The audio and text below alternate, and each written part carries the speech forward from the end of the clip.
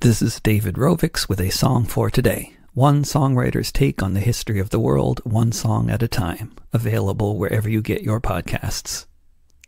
Many of the British subjects who first made up the settler population of Australia were brought there in chains, deported to the other side of the world for stealing a loaf of bread and that sort of thing.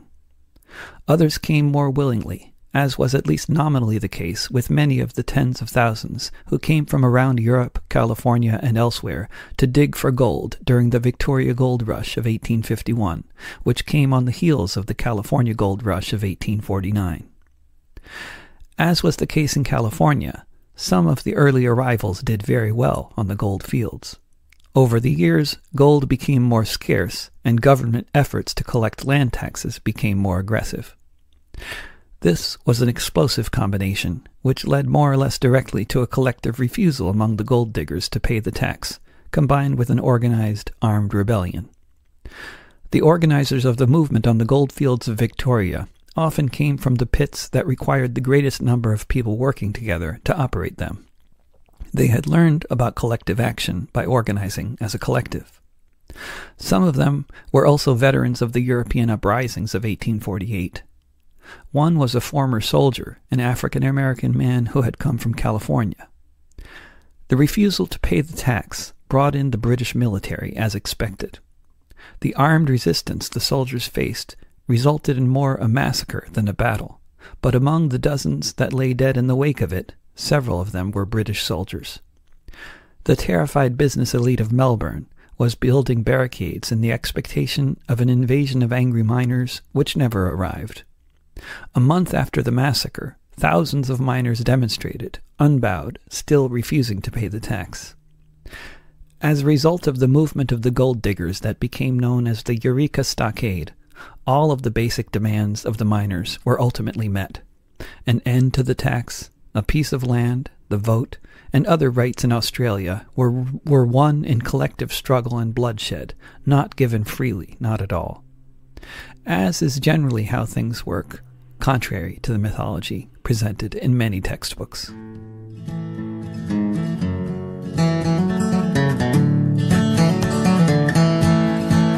From every corner of the world, they came from all around. When in 1851 they struck gold upon the ground. Every voyage was a long one, months upon the stormy sea.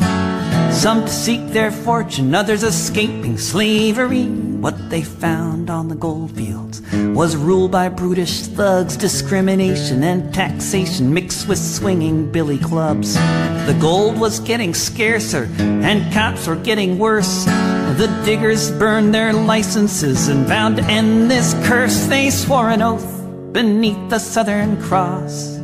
They'd stand together and break the license laws. From 20 different nations they gathered here as one in Ballarat beneath the southern sun.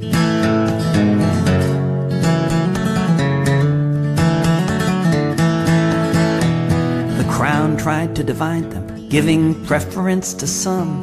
The diggers wouldn't have it, they said it's all of us or none. They built a stockade while the redcoats massed nearby, and they heard the miners shouting, "We're ready now to die." The rebel miners waited for whatever lay in store, and on one December morning in 1854 the redcoats attacked the camp.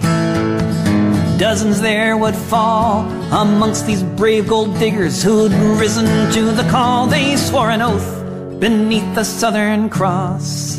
They'd stand together and break the license laws.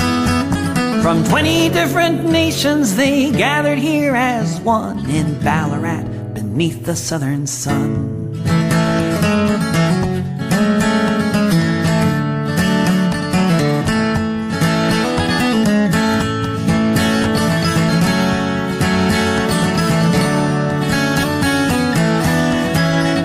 The army thought it was over and things would go their way, but when 15,000 miners rallied a month later on the day, the Crown conceded everything, all of their demands.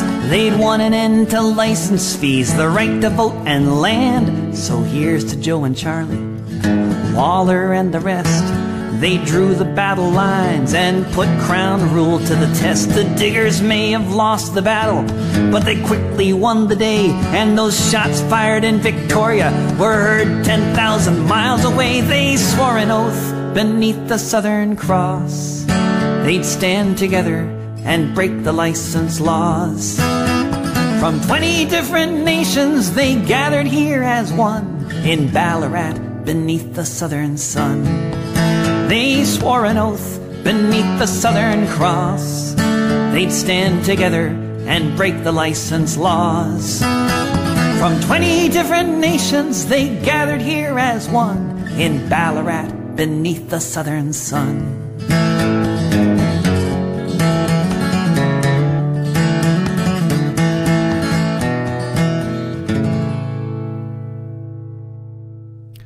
This has been a Song for Today from David Rovics, making popular education popular again. If you go to davidrovics.com, you can hear lots of other episodes of this and other podcasts, see where I'm touring next, and get on my email list. You can also click on CSA there on my website and join my community-supported art program, which is mainly how I get by in the free streaming era. I hope to see you sometime soon again here on the internet or on the road and hopefully in the streets.